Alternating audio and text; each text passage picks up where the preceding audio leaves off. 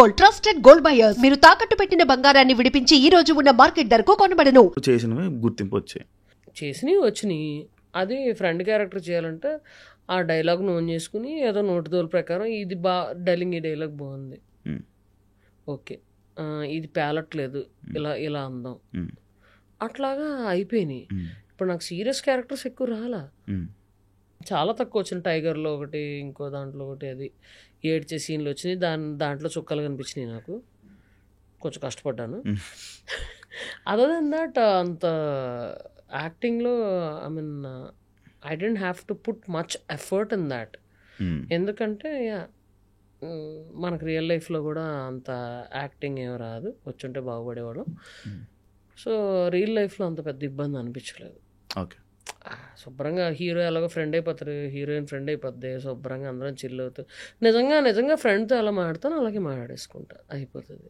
ఇప్పుడు ఎమోషనల్ అవ్వలేదు, emotional scenes ఎక్కడ అంటే రియల్ లైఫ్లో ఎందుకు సిచ్యువేషన్స్ ఉంటాయి, చాలా సిచ్యువేషన్స్ ఉంటాయి. అది ఏం సిచ్యువేషన్స్ ఉంటాయి డార్లింగ్, బొచ్చుడు ఉంటాయి. ఎందుకుండవు? రోజు ఏడుస్తావు ఎప్పుడైనా? రోజు ఏమి ఏడవను, ఆ టైప్ ఆఫ్ పర్సన్ కాదు.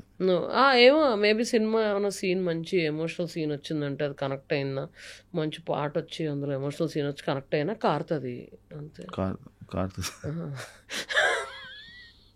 నేను మీ ఇంటర్వ్యూస్ అదేందా చూసానని చెప్పాను కదా, ఒక షోలో ఇప్పటి వరకు నేను రిలేషన్షిప్స్లో లేను అని అన్నాను.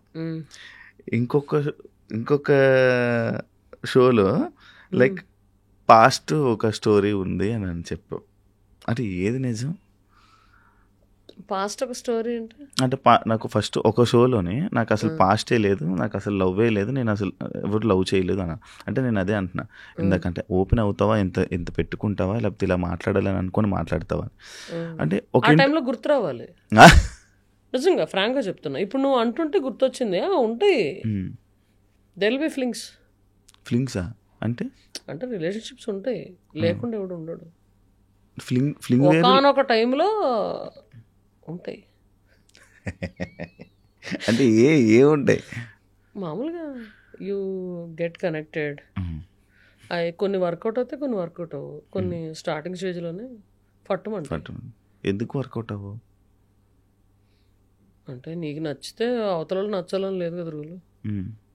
అంటే కలిసిన తర్వాత కూడా మంచిగా ఉన్న తర్వాత కూడా విడిపోతారు కదా.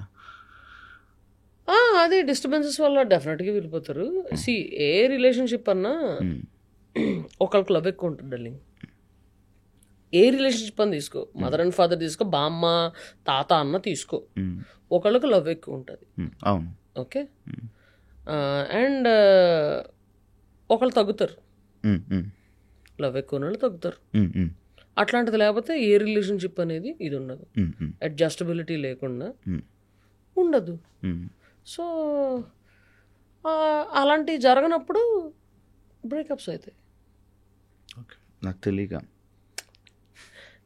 నీకనే తెలీదా? చిలిపి నాటి నీ కౌంట్ ఎంత? Relationship count 1. ఈ మాట వినగానే ఇప్పుడు మైక్ అలా తోసి జోబులో చేతులు పెట్టుకుని అలా నడుచుకెళ్ళిపోవాలి నేను. నిజం చెప్పు, చిక్కుపడకు, లేదా ఒకటే మాట పడకు. ఒకటే రిలేషన్షిప్ నాకు. నీకెన్ని చెప్పు? ఒకటేనా? నీకెన్ని చెప్పు? నమ్మేసా, మాకు నమ్మకం లేదు దొరా. నువ్వు చెప్పు. నాకు నిజంగా నమ్మకం లేదు దొరా. నీకెన్ని రిలేషన్షిప్స్ ఉంటాయి? నాకా 2-3 ఉండి రిలేషన్షిప్స్. ఫ్లింగ్స్ నీకెన్ని చెప్పు. ఫస్ట్ అలాగే నడుస్తుంది కదా, నేను ఫస్ట్ అడుగుతున్నా, నువ్వు చెప్తున్నావు, నన్ను అడుగుతున్నావు. ఇప్పుడు ఫ్లింగ్స్ అని వెంటనే మళ్ళీ బొగ్గ ఎర్రగైపోయాడు, మళ్ళీ అయింది రెడ్గా అవుతుంది, మళ్ళీ ఎర్రగైపోయాడు. చెప్పు. దానికి క్లోజ్అప్ జూమ్. అంటే అంత ప్యూర్గా నవ్వుతున్నాను కాబట్టి మళ్ళీ ఎర్రగైపోయాడు. చెప్పు ఎన్ని ఫ్లింగ్స్? ఏ లేవు నాకు అసలు. సాయిరామ్ ఎందుకు ఆ చూపు ఏంటి, ఆ ఎక్స్ప్రెషన్ ఏంటి? అంటే కిరణ్ బీడే వేషంలో ఉన్నాను కదా, సో ఖైదీని చూసినట్టు చూడాలంట. అందుకని నువ్వు పోలీస్ యూనిఫామ్లో ఉన్నాను, పోలీస్ యాటిట్యూడ్ చూపిస్తున్నావా? అది రా చెప్పు చెప్పు. ఎన్ని ఫ్లింగ్స్ చెప్పు. యూనిఫామ్ ఉందని ఆ పోరెవరు చెప్పు. ఎవరు? అదే నేను కనిపించినావు కదా పోరితో. అదే నువ్వేగా పంపించు, ఫ్రెండ్ అని చెప్పి పరిచయం చేసావు. లేదే, ఒక్కగానే ఒక కూతురు కదా నువ్వు ఫ్యామిలీకి? ఎస్, ఓన్లీ చైల్డ్, సింహం సింగిల్. యా. అయితే ఇక్కడ ఎవరెవరు ఉంటున్నారు హైదరాబాద్లో? సోలోగా ఫ్యామిలీ. ఎందుకు ఫ్యామిలీతో ఉండడం నీకు ఎప్పుడు ఇష్టం ఉండదని విన్నా? ఎందుకు ఇష్టం ఉండదా? ఎవరు చెప్పారు? విన్నా. ఎంత సుఖం ఉంటుంది తెలుసా ఫ్యామిలీతో ఉంటే. మా నాన్న ఇక్కడ రమ్మను హాస్పిటల్ మూసుకొని, వాడు రాజమండ్రిలో సుఖంగా ఉన్నాడు. వాడా? ఆయన డిస్టర్బ్ చేయడం ఇష్టం ఉండదు. వాడికంటూ ఒక రొటీన్ ఉంది, శుభ్రంగా సర్జరీలు చేసుకుంటున్నాడు. అండ్ వాడికంటూ ఫ్రెండ్స్ ఉంటారు, ఇమీడియట్గా ఇలా చిటికెత్తి వచ్చేవాళ్ళు ఉంటారు. వాడి లైఫ్ని డిస్టర్బ్ చేసి ఆడిని ఇక్కడ తీసుకొచ్చి ఆడికి బోర్ కొట్టి ఆడు నన్ను దొబ్బి ఇవన్నీ ఎందుకు చెప్పు?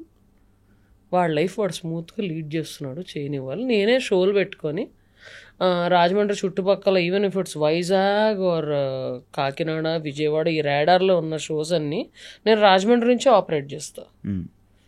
ఈవెన్ ఇఫ్ ఇట్స్ 2-3 days గ్యాప్లో ఉన్నా సరే ఆ 2-3 days ఇంట్లో డాడీతో స్పెండ్ చేస్తా. అట్లా వాడిని డిస్టర్బ్ చేయకుండా, వాడు రొటీన్ డిస్టర్బ్ అవ్వకుండా. మొన్న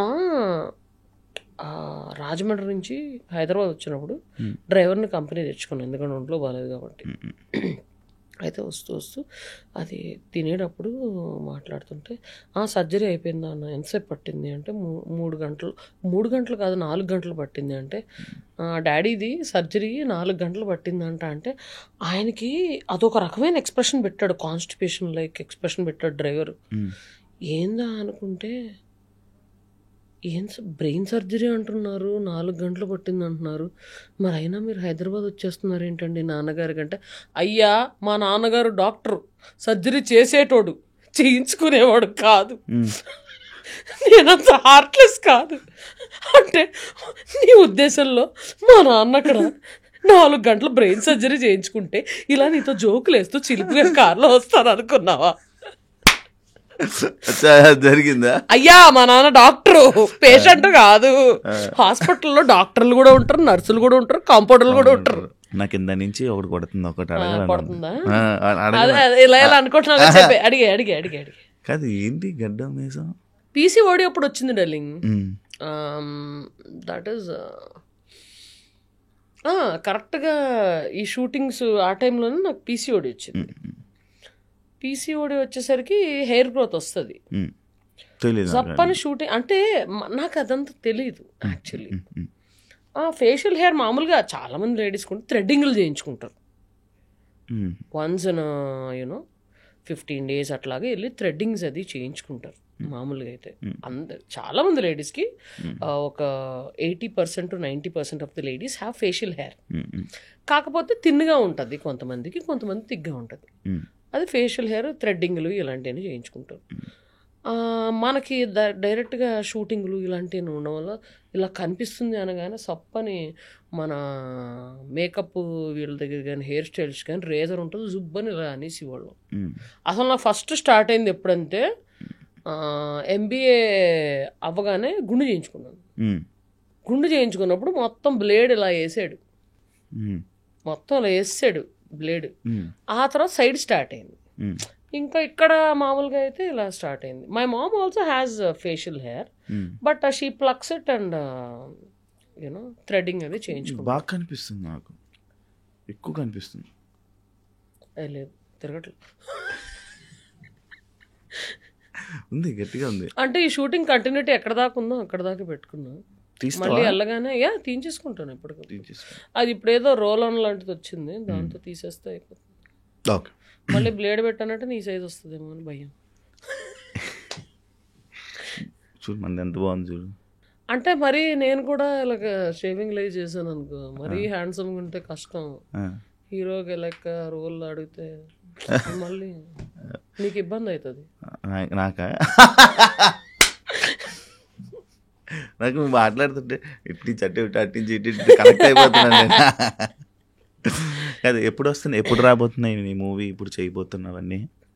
వచ్చేస్తాయి ఈ ఎండ్ ఆఫ్ ది ఇయర్ లోపల వచ్చేస్తాయి.